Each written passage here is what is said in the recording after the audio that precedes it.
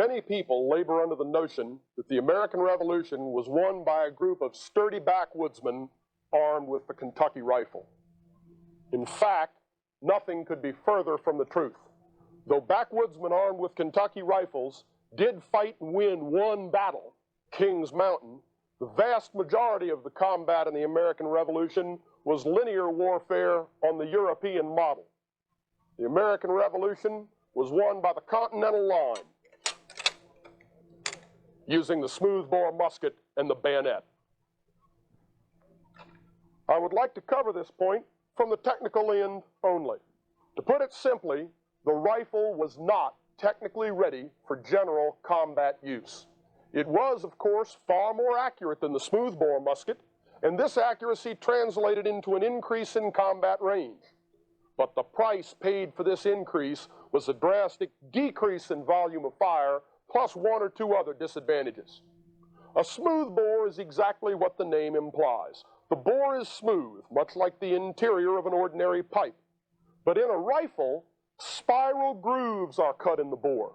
It looks something like this. What appears as high spots in the barrel are lands, and the distance from the land on one side to the land on the other side is called the bore diameter. The low areas are the grooves, and the distance from the bottom of the groove on one side to the bottom of the groove on the other side is called groove diameter. The rifle gains its accuracy because the projectile spins in flight.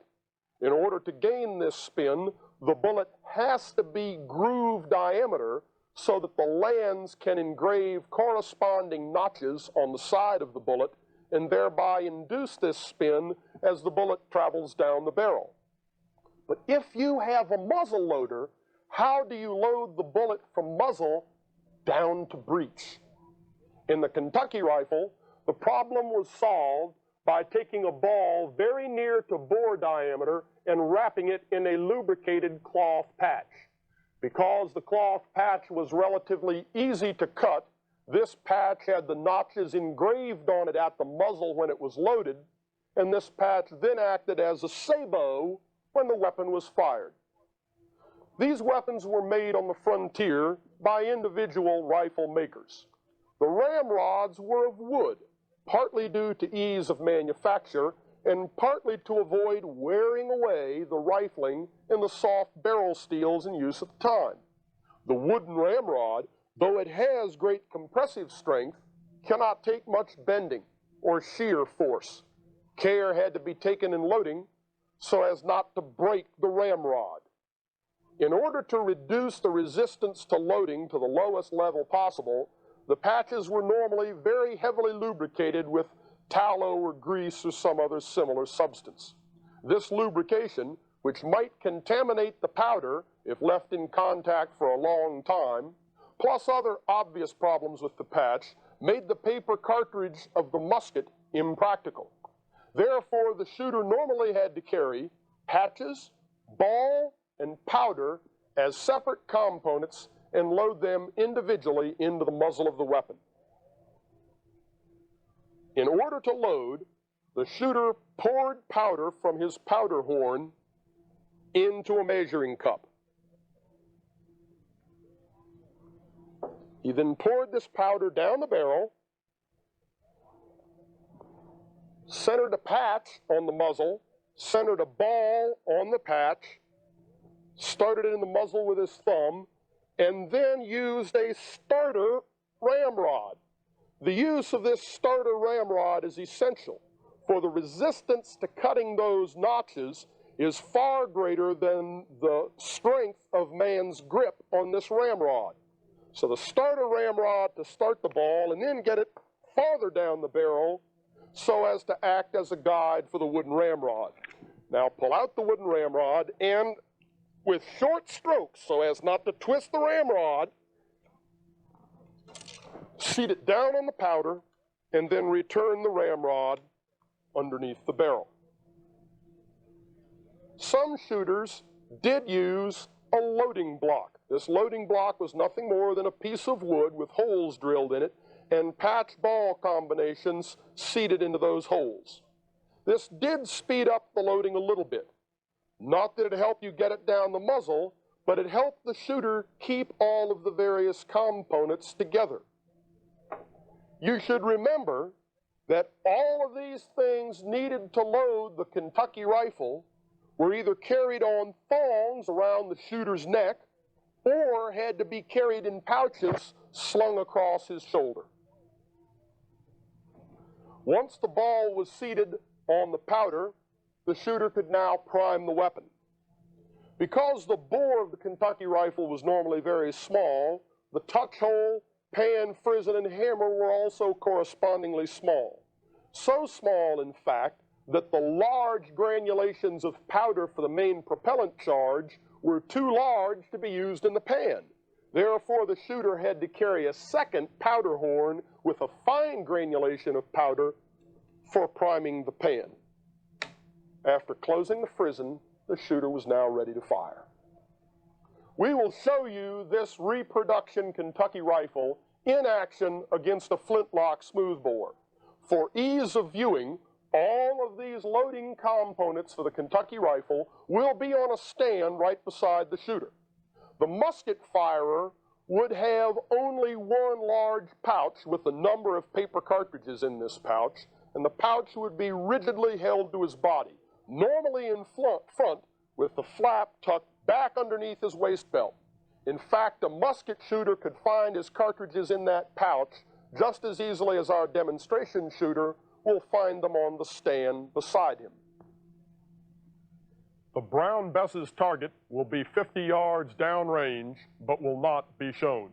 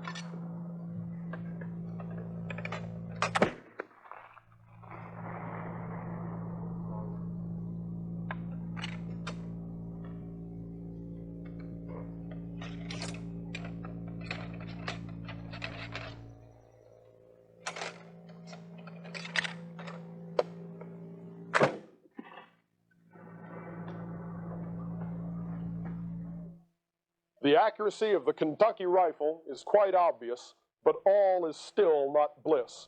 Adjustable sights had not then been invented. Therefore, at the longer ranges, the shooter had to compensate by aiming off the target, the so-called Kentucky windage. In the scene you just watched, I basically aimed dead between the breast pockets of my targets at 80 yards.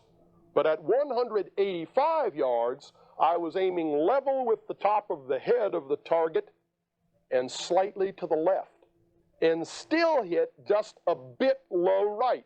The ball ricocheted off the ground into the torso and knocked the target down. This would correspond to striking a standing infantryman somewhere in his left thigh. However, Kentucky windage is a relatively nebulous thing and varies greatly from rifle to rifle. The only way it can be learned is through constant firing at a variety of targets. It is something that von Steuben, for example, could not necessarily teach through repetitive drill. If the sights had been adjustable, there would still be no real advance. Most Kentucky rifles varied from 40 to 50 caliber. In the case of this reproduction, I was firing a .445 diameter ball. It weighs 129 grains and exits the muzzle at a bit less than 1,600 feet per second. For a black powder weapon, this is close to the maximum possible velocity. Even then, this Kentucky rifle is only slightly more powerful than a pistol of today chambered for the 9mm Luger cartridge. Because this round leaden ball has a terrible ballistic coefficient, what velocity and energy it did have rapidly decayed due to air resistance.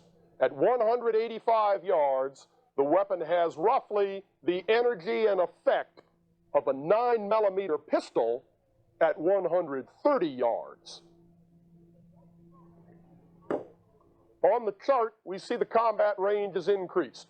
I have called this battle sight range, but remember, anything beyond 80 or 90 yards requires aim-off or Kentucky windage.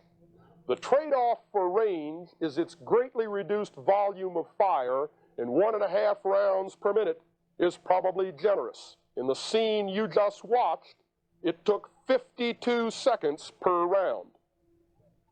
Lastly, the Kentucky rifle mounted no bayonet. When the enemy closed, as he certainly would because of the low rate of fire, there was no choice but to fight with clubbed rifles and knives.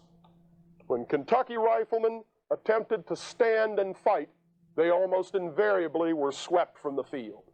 They were effective and made a contribution only when the leader understood the weapon's strengths and advantages and weaknesses and wove this into his organization and battle plan. An example of this is the Battle of Cowpens, where Daniel Morgan arranged his defending troops in 3 general defensive belts, with the Kentucky riflemen being in front near where the houses are today.